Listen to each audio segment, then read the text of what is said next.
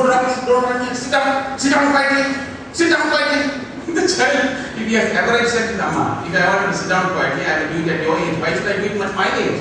My age I should be active and run around. Therefore, our inability to live in the present is the greatest failure of every human being.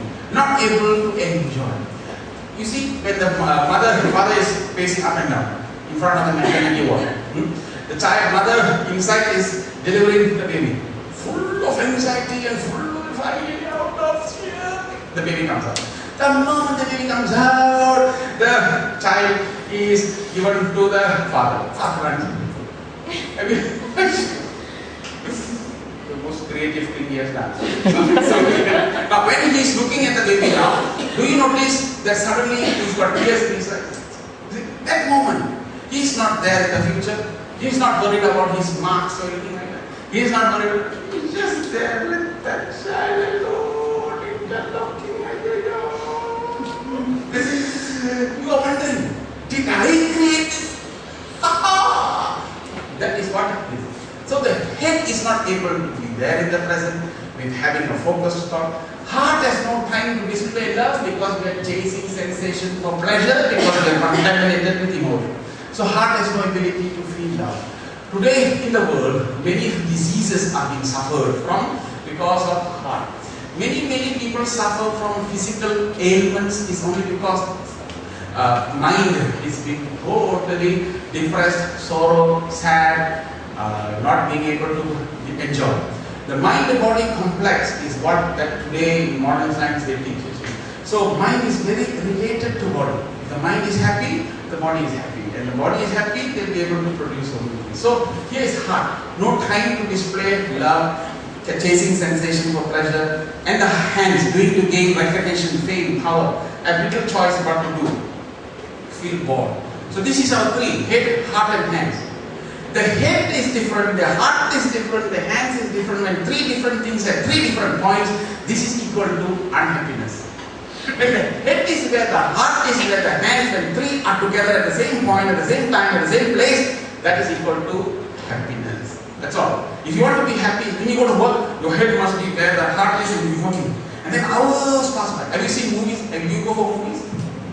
Immediately, one of the homework is that husband and wife should go and sit down and watch a movie sponsored by Suresh.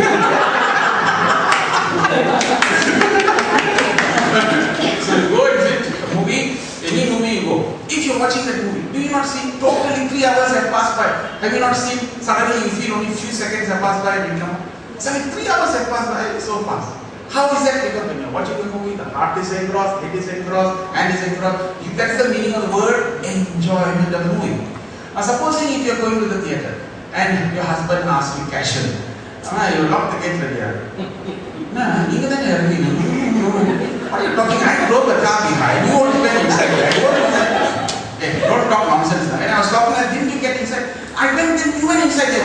Then you didn't lock. I thought you locked. Okay, now. I thought you locked, you thought I locked. Now we're watching the movie. You think we'll enjoy the movie? But you're watching the head. Where's the head gone to the past? You don't know whether when you go back home, the house will be there.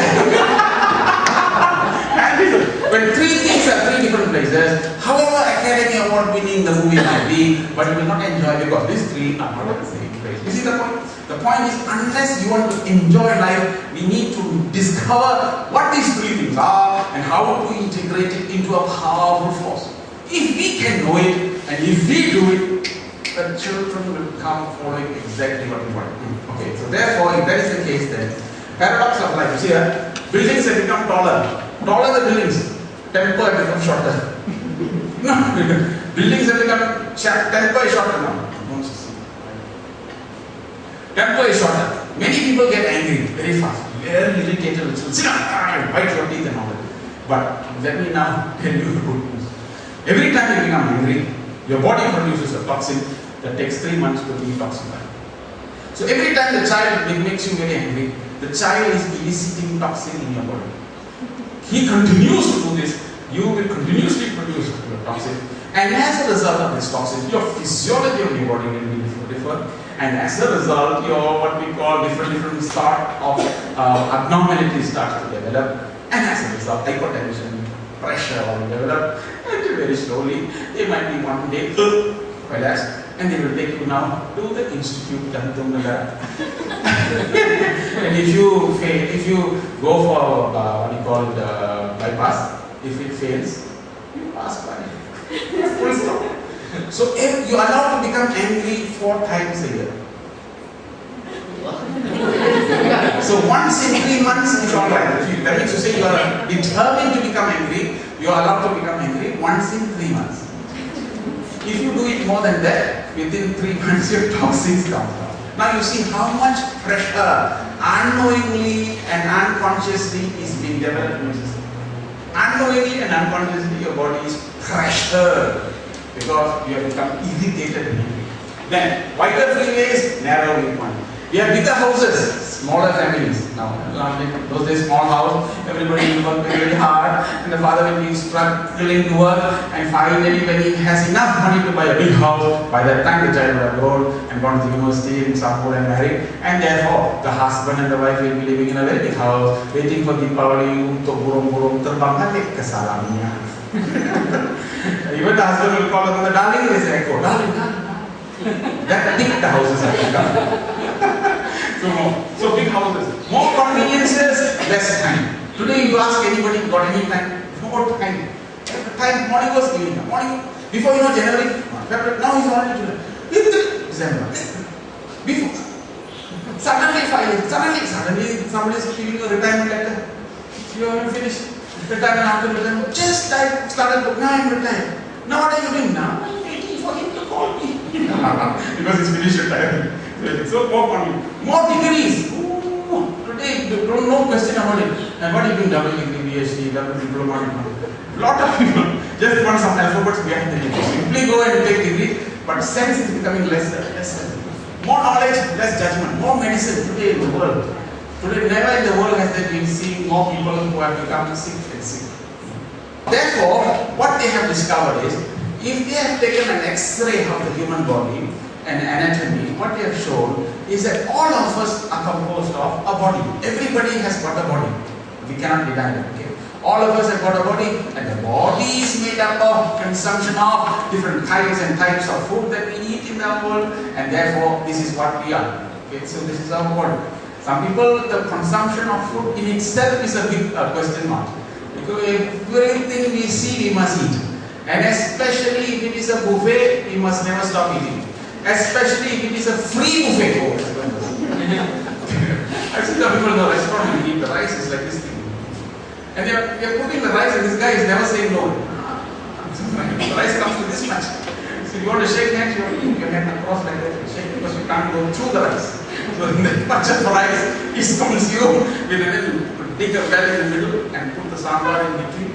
And especially that kind of meat, you cannot eat in long sleeve shirts. It has to be eaten with very soft shorts because all the way up. So that is body. So you find that today the diabetic and the cholesterol and everything else is going very high up among the Indian community. There's no question about it. But we are there. Alcohol, yeah. Go today, meet your pub and see it is the highest community there. So there you go. So then comes what is called energy. The second part of the thing is when you go subtle, I'm introducing you now to the 5 parts of your human body. One is the body. The second component, a subtler component, is energy. Energy is what is called the energy. This is what that gives you that this energy is caught in the what we call the various parts of your lungs, and the spaces in the lungs contains all these other tissues have got this what we call empty space filled with this energy.